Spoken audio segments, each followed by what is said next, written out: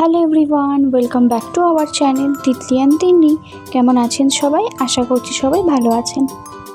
এখন বিকেল 4টার মতো বাজে। তিতলি স্কুল থেকে ফিরে আসলো। আমি এখন একটু চা নিয়ে বসলাম। একটু কড়া করেই বানিয়েছি লাল চা।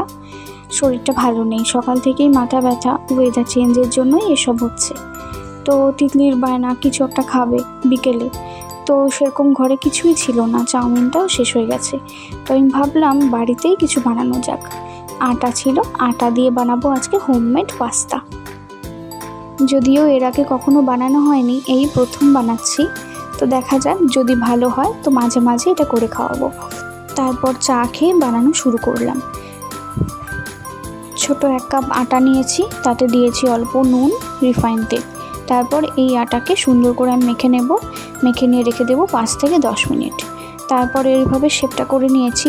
প্রথমে তো বুঝে উঠতে পারছিলাম না কি শেপ দেওয়া যায়, তারপর এভাবে শেপটা দিলাম। তারপর একটা কড়াইতে গরম জল করতে দিয়েছি, গরম জলে দিয়েছি রিফাইন তেল আর লবণ, আর এইভাবে আমি শেপগুলো করে নিয়েছি। আর মাঝে মাঝে তিতলিও একটু হেল্প করে দিয়েছে। এটা বানানোর একটাই কারণ, পাস্তাতে ভীষণ ময়দা থাকে। তো ভাবলাম সেই ময়দাটা কি আটা দিয়ে বানানো যায়। আটা ম্যাগি বা আটা পাস্তা, এটা বাচ্চাদের জন্য খুবই ভালো টিফিন। এভাবে করে অনেকগুলোই পাস্তা গড়ে নিয়েছি। এরপর কড়াইতে দিয়ে দেব বয়েল হওয়ার জন্য। একটু ফুটে উঠলেই কড়াই থেকে আবার নামিয়েও নেব। নামিয়ে একটু শুকিয়ে নেব ফ্যানে।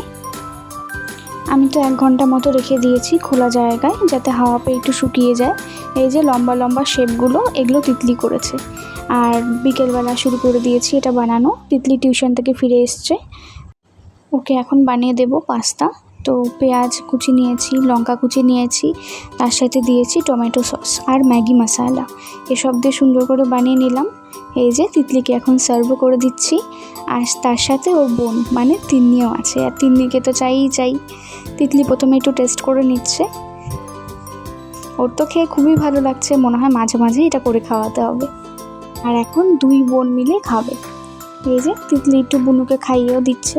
তো তিন্নির ওতে হলো না, তিন্নির আলাদা করে লাগবে, তাই ও একটু জেদ করছিল, তাই ওকে আলাদা করে বাটিতে দিয়েছি। এই যে খাচ্ছে। আজকের ভিডিওটি এ পর্যন্তই। ভিডিওটি ভালো লাগলে অবশ্যই একটি লাইক, কমেন্ট, শেয়ার করবেন। চ্যানেলটিকে সাবস্ক্রাইব করে পাশে থাকবেন। আর ভিডিওটি দেখার জন্য অসংখ্য ধন্যবাদ।